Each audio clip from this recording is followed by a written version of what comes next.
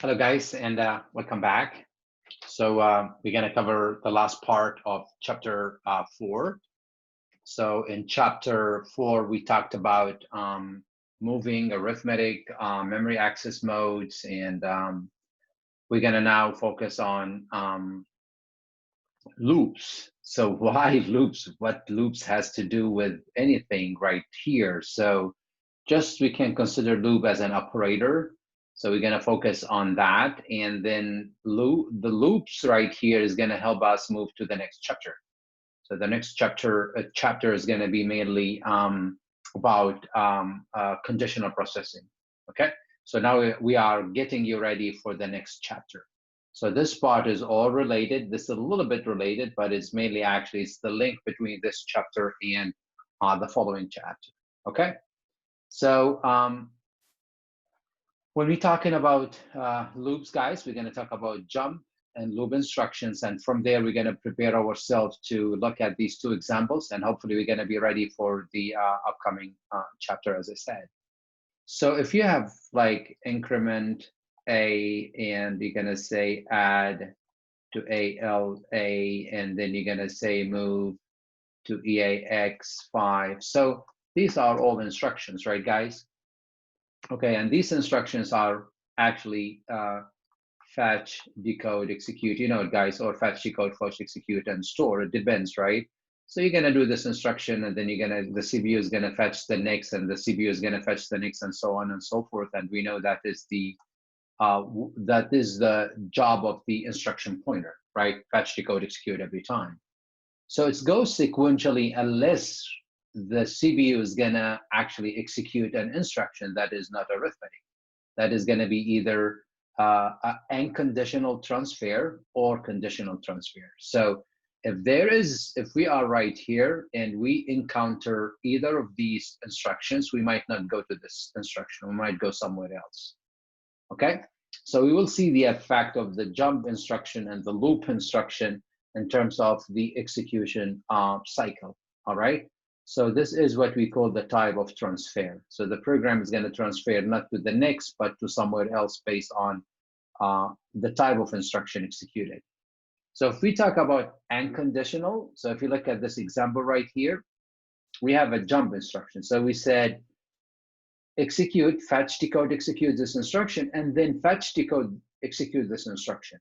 If you do it, then you are not going to execute the following instruction. So the sequence is not going to be this, but it's going to go to this label. Remember that when we talked about the label? So we're going to jump to this. So this is not going to be executed. So the jump instruction right here, it requires a target, which is the label, okay? And when the jump, it needs to change the execution because the instruction pointer points at the next instruction. So it's going to go and update the instruction pointer. So the instruction pointer, instead of expecting to execute add, is going to say, no, updated it. So it's going to go right here. And what at here is the increment and so on and so forth.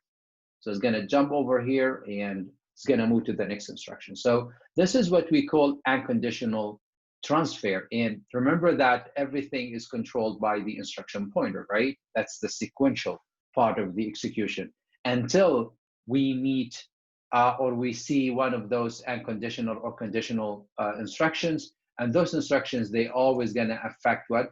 The instruction pointer, okay? So if you look at it from the .listing file, if you look at this jump, so add, like this one, add one, which is the label right here, right? We're gonna go right here. If you look at the translation right here, this is nothing but EB, which is the jump instruction, and 03, that is actually the add one. So that is the label that we're gonna jump to. And if you look at it, these two lines, they have the same address. That this is the address. This is 0A and this is 0A because it doesn't really matter. You can write this in this way, add one, and then you're gonna say increment EAX, right? You can do it this way or you can put it in the next line. So it's gonna be seen as one address. So we're gonna jump from here to this part, okay? So this is what we call the unconditional jump. But this is not very much useful unless in some situation, if you have done a little bit intermediate or advanced programming, you might have looked at GoTo.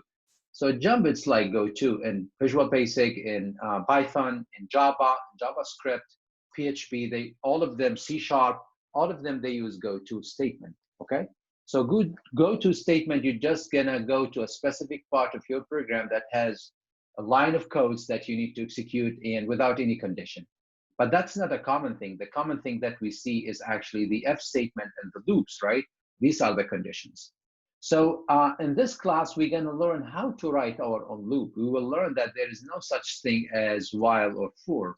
These are just like made like delusional, something delusional made at the high level. But in fact, these are nothing but instructions.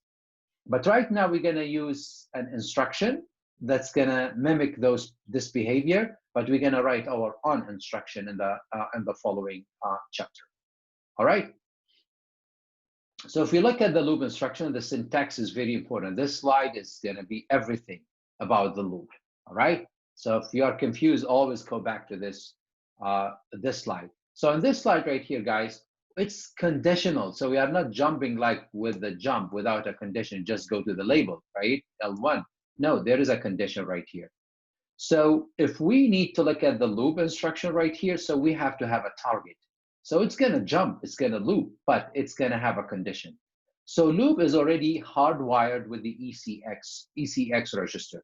And you know what C stands for, the counter, and the counter works with the loop. So when we have a loop instruction, let's say we're going to say loop to label 1, and maybe we have a label 1 in here, and we have add to AL1 maybe.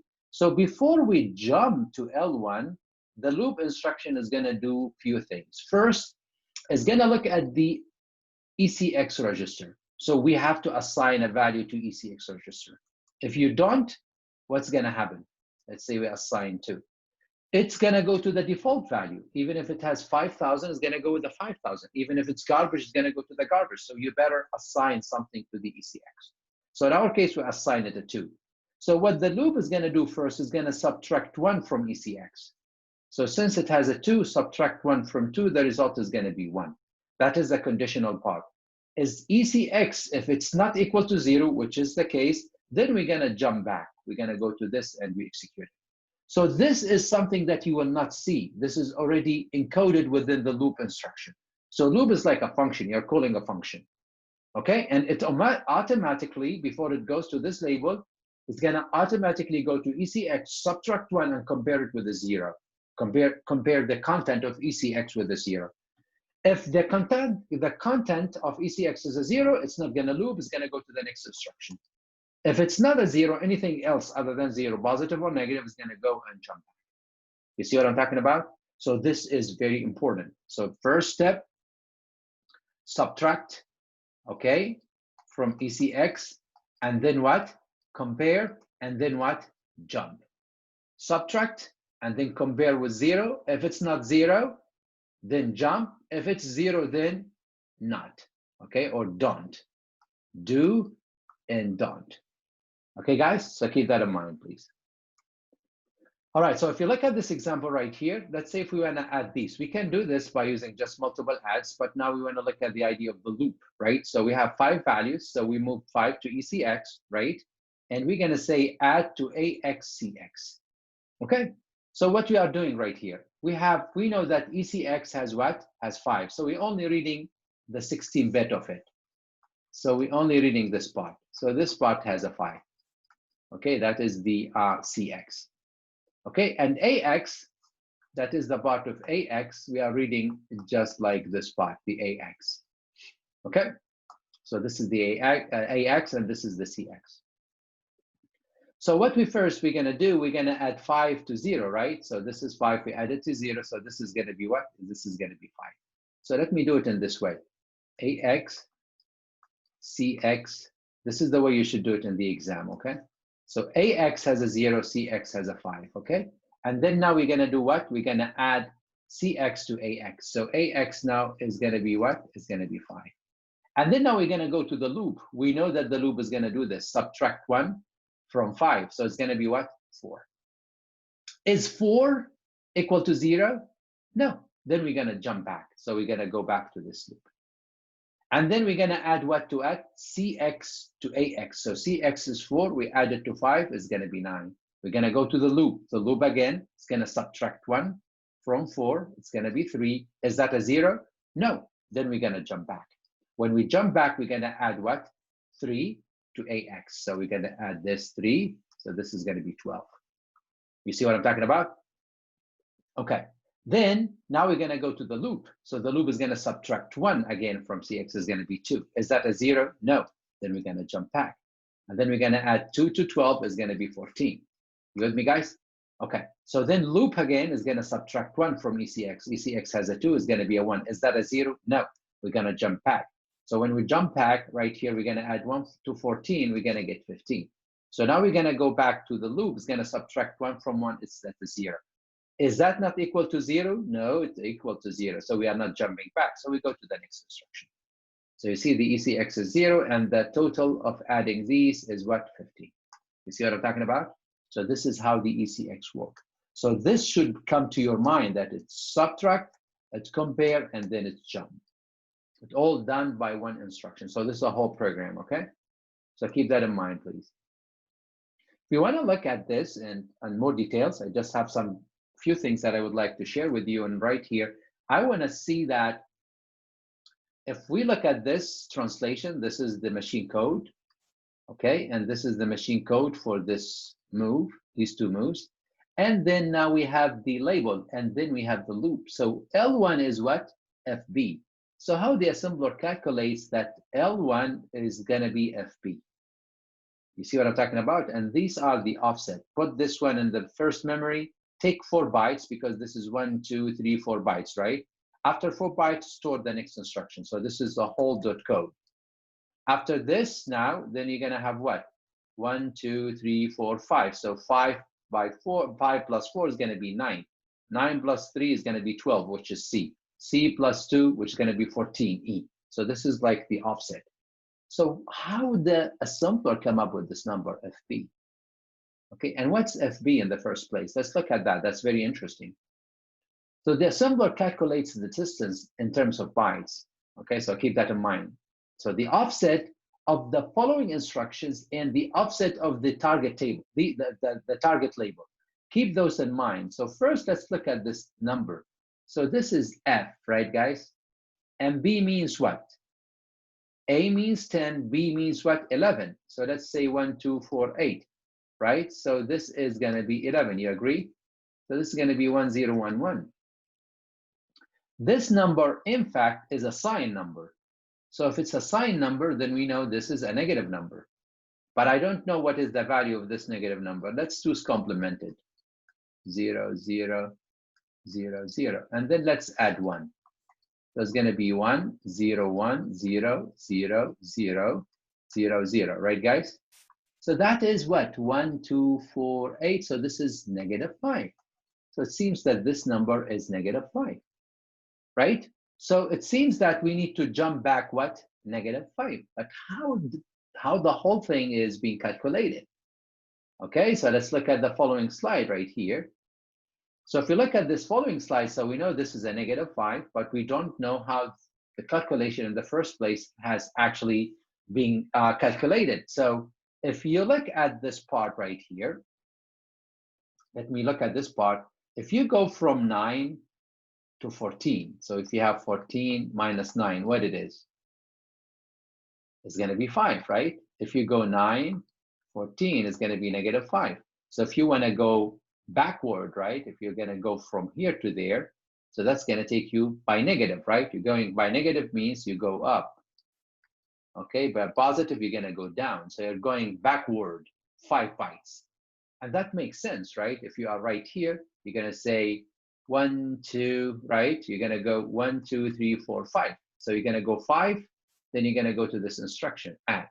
Every time you're going to go 5, 1, 2, 3, 4, 5. Then you're going to come to this instruction. Okay, so that's the idea of the distance. So if you look at the distance right here, looking at 9 and 14, and you know that the difference between them, the spaces, you have to go backward, make negative 5. If you want to know how you know this part right here, the label, then this is going to be very straightforward, right, guys? So what the loop instruction is going to do, the offset of the next instruction, is this, right? That is 14. Plus what? The distance from here to there. right? Which is what? -5.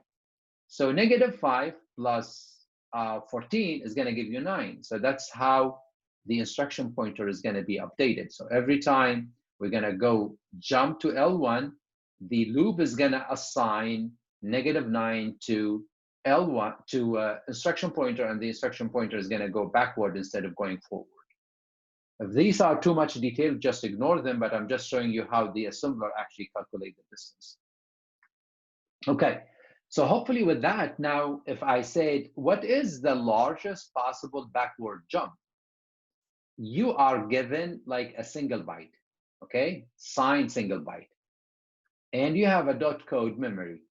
Keep that in mind, guys, okay? This is your space, okay? And this space is going to, if it's signed, then it's going to go from where to where? You know it, right? With the positive, 0 to 127. With the negative, right? It is going to be -1 to -128. So what is the largest possible backward that you can go? You guessed it right. So you can go -128, right? Or at least if you consider this the highest, maybe the -1, but that's your range. Cannot go beyond that. What if you want to jump forward, which is a positive number? You cannot go beyond 127, 0 to 127. If you have an instruction outside of this space, then it's not reachable and it's not going to be executed. Okay, so when you put your jump, you have to be careful. So these are the two things that you need to consider. Okay. So now let me also look at this example and share with you something very interesting as well. So if you look at this example, what will be the value of AX right here, right? If you have 6 in AX, right, and you are incrementing this how many times? 4. So it's going to be 4 minus 1, 3 minus 1, 2 minus 1, 1 minus 1, and then you're going to have a 0, right? So this is how many times you're going to do this. So you have to play with it, right? So you're going to incrementing 6 plus 1, and then 6 plus 1, and then, sorry, whatever you have from here is going to be 7 plus 1, and then 8 plus 1, right, guys?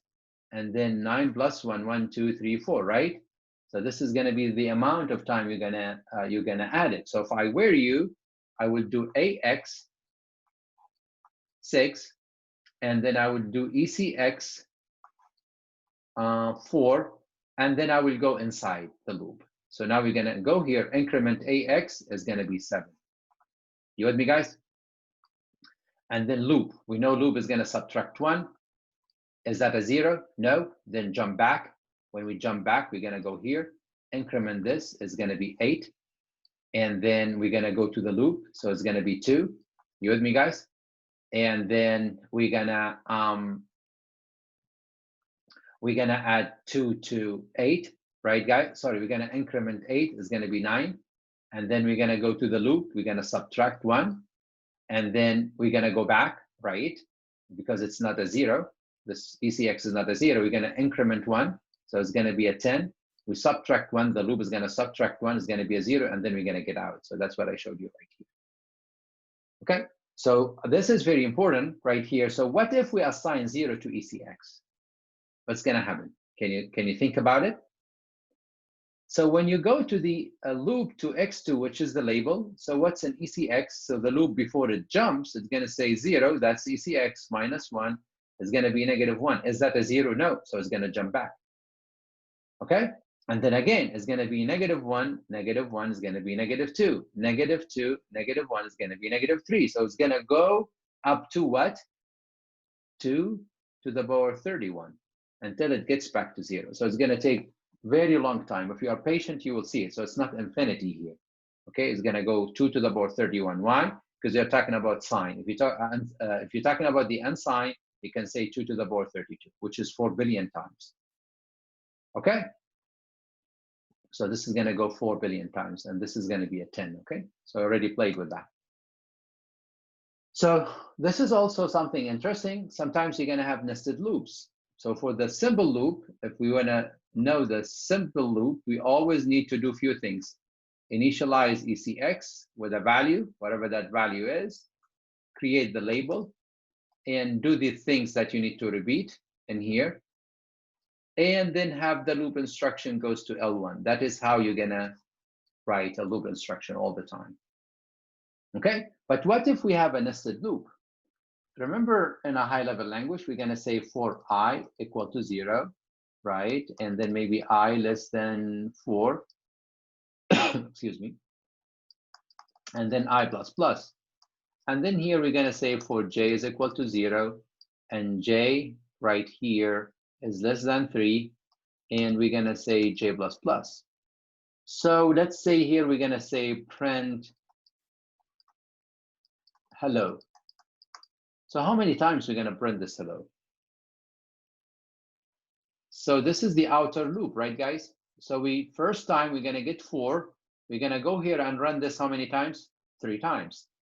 And then the control is gonna go back to the outer. So this is the outer, this is the inner. You with me? So this is gonna be 3, and then we're gonna go here, do it 3 times, and then we go out. This is gonna be 2. We do this 3 times, and we're gonna go out. This is 1. We do this 3 times, and then we're gonna go out. This is 0, then we're gonna get out of the loop. I assume that you already know that, right?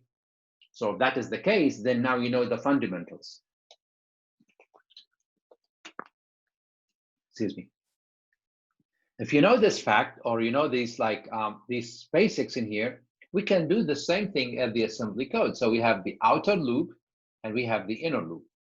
So this inner loop right here is gonna run, and if it's exhausted, then we need to go back to the outer and see whether we are gonna continue or we're gonna get out. Okay, so if you look at this example right here, we're gonna have a problem here that we don't have right here.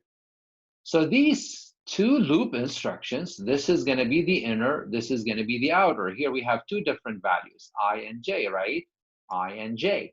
Here we have 1 loop instruction with different labels, but these 2 loops, they both use what? ECX.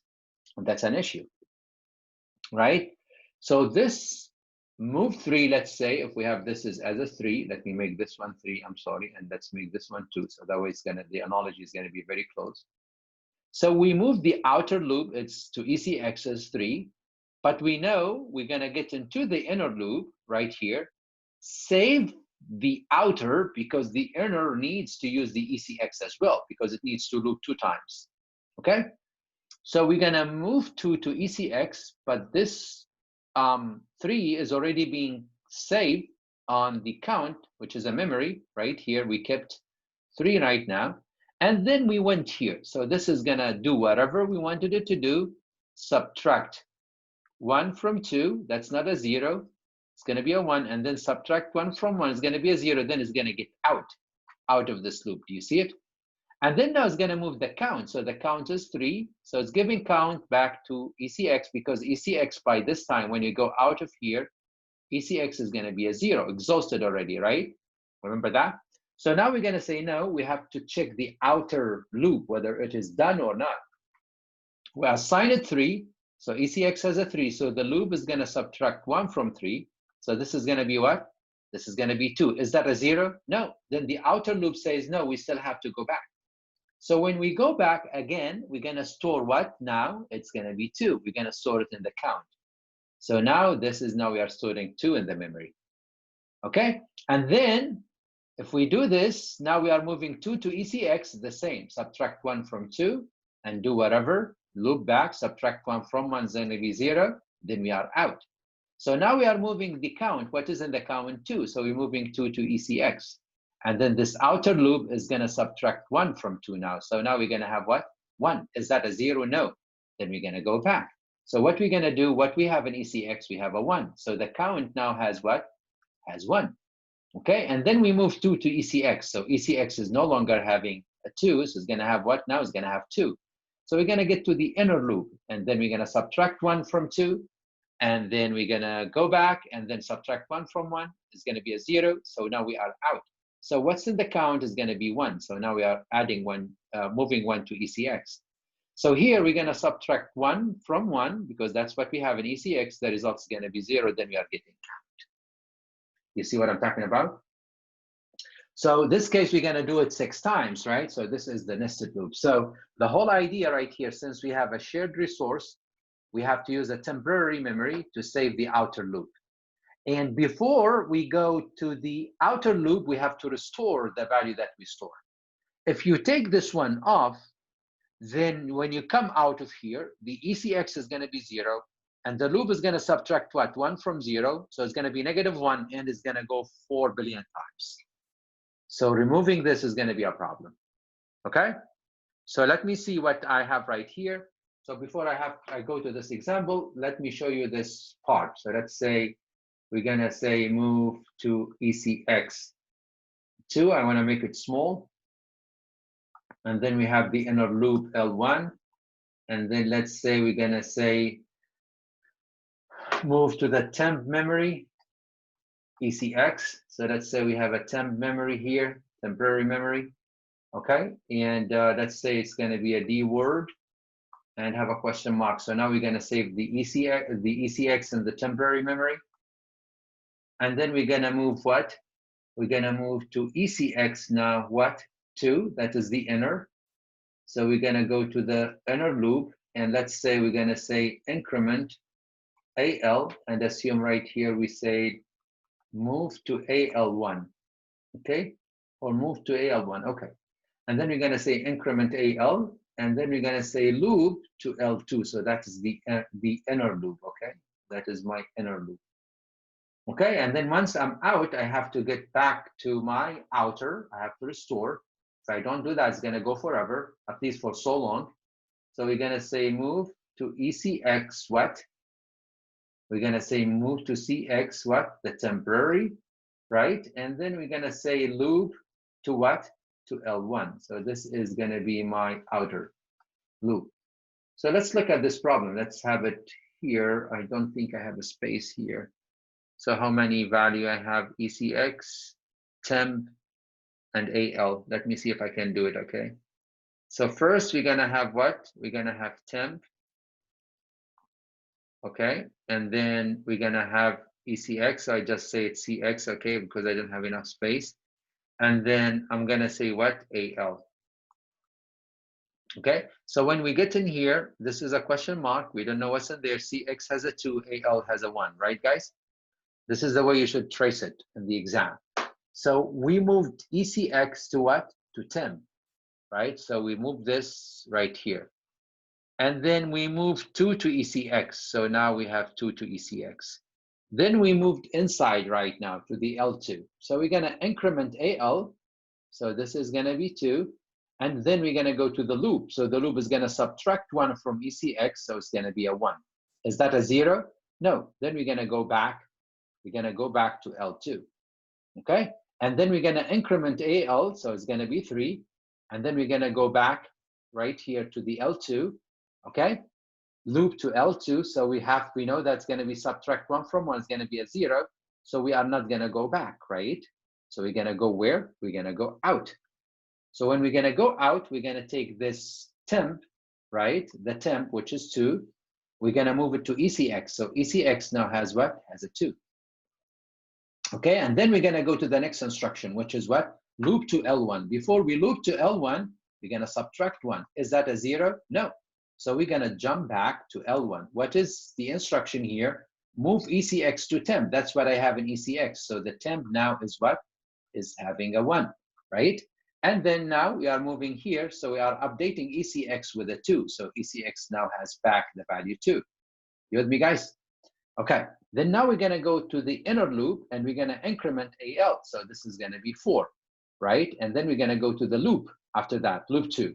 So the loop 2 is going to subtract 1 from 2. So we're going to have a 1. Is that a 0? No. Then we're going to jump back and we're going to increment AL by 1. And then now we're going to go to the loop L2. Subtract 1 is going to be a 0. Is that a 0? Yes. Then we're going to get out. So when we go out, we're going to move the temp, which is what right here is a 1.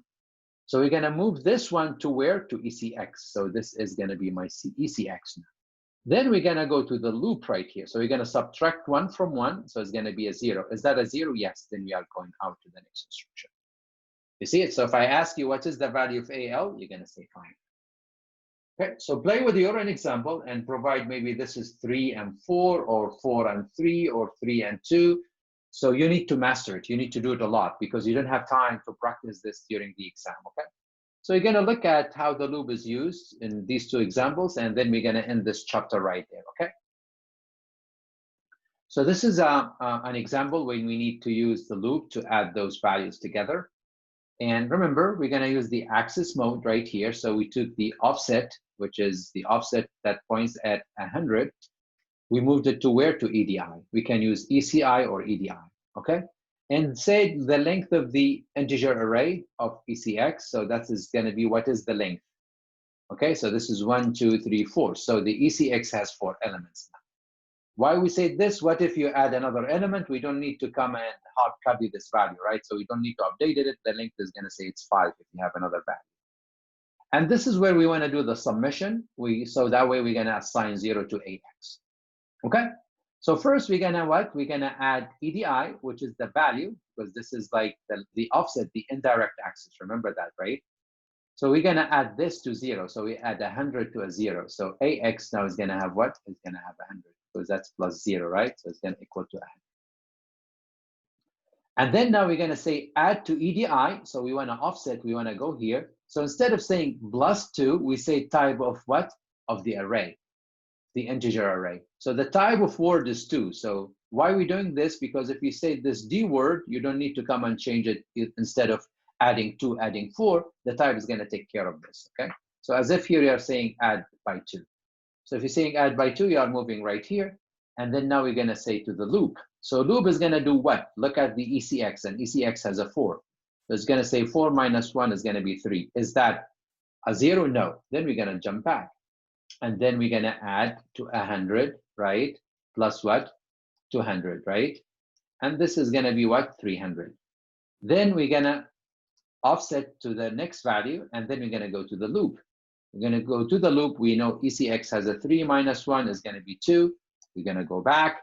We're gonna when we're gonna go back, we're gonna add to the 300 plus 300.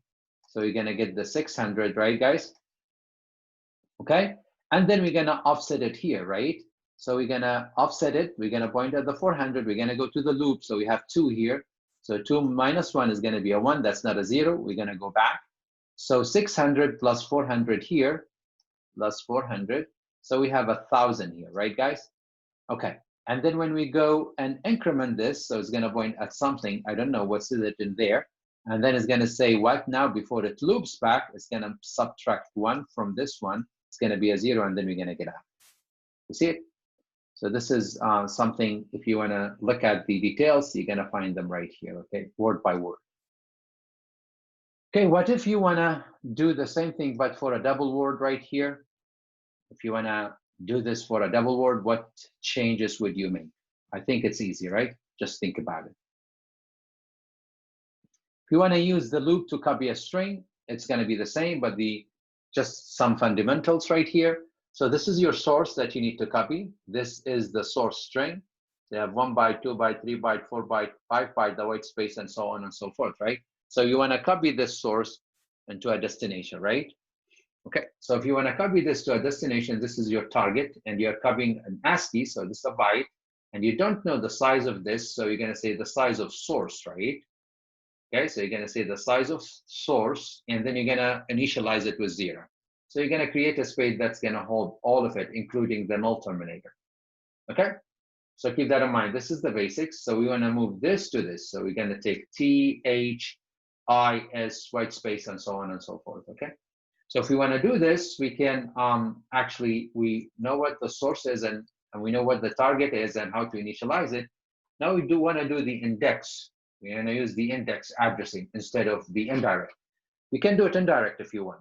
Okay, we can do it even direct if you want. Okay, with an offset. So, but let's think about it in terms of index addressing. So if we do it in the index addressing, so we are moving 0 to ESI, and then we are saying, if you remember, this is equivalent to source. I'm not going to write the whole of it. Plus what? Plus ECI. Remember that? So this part is equivalent to this. You can do it this way. I like this way though. Okay, so if you move the ESI to AL, so you're moving from memory to register, and then later you moved it where? To the memory at this position, index 0. Why you did not move it? Why you have to move it to AL? Because you cannot move to memory, right? You cannot move like T to right here. That moves cannot move memory to memory. So we have to move T to AL. It's gonna be T, and then we're gonna move AL to the target, right? Okay, so the target, the space in the target, it has a space. We created it all initialized with 0. So now the top of the target now is gonna be T. The next time is gonna be H, and so on and so forth. Okay. So if you want to look at the entire program, this is the entire program right here. It's self-explainable. So these are the ones, source and the target. This is the size of the source for the ECX, and then we're going to do the loop. So we're going to copy those multiple times, right? So you're going to move this one to AL, and then we move AL to the target. So the target in the top is going to have T, and then we're going to increment ESI since it's a byte. So now we're going to go right here. All right, and then we're gonna do what? ECX has the size of source. Let's say if you count these, let's say it's 15. Just, I don't know, I make it up. I made it up, so just to get it. So it's gonna be 15 minus 1, 14. That's not a 0. So it's gonna go to this part. So it's gonna move the ESI. So this is the source.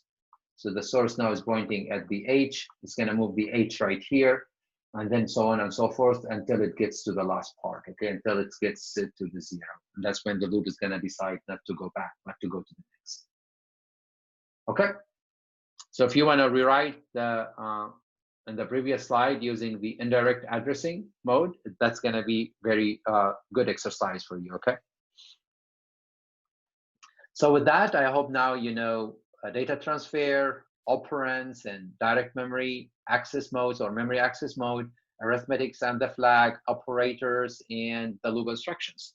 So if you know this part, then especially this part, then we are ready for the next chapter, which is conditional processing. It's a lot of fun in there. Okay, so this is all I have for chapter 4, and with that we are actually literally done. So I'm gonna see you during the office hours, and bye for now, guys.